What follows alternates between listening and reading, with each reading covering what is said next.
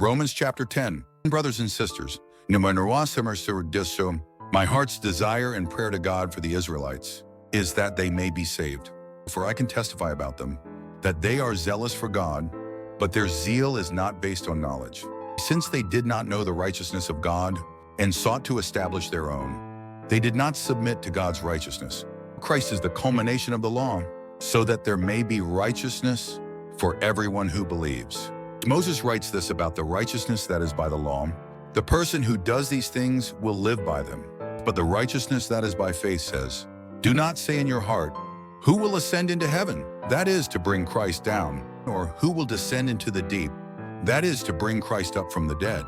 But what does it say? The word is near you. It is in your mouth and in your heart.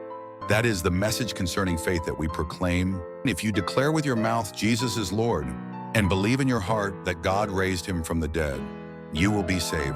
For it is with your heart that you believe and are justified, and it is with your mouth that you profess your faith and are saved.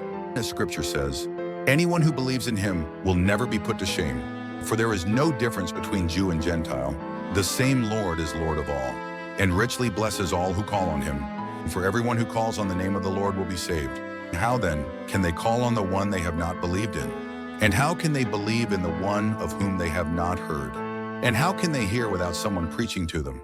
And how can anyone preach unless they are sent? As it is written, how beautiful are the feet of those who bring good news? But not all the Israelites accepted the good news. For Isaiah says, Lord, who has believed our message? Consequently, faith comes from hearing the message, and the message is heard through the word about Christ. But I asked, did they not hear?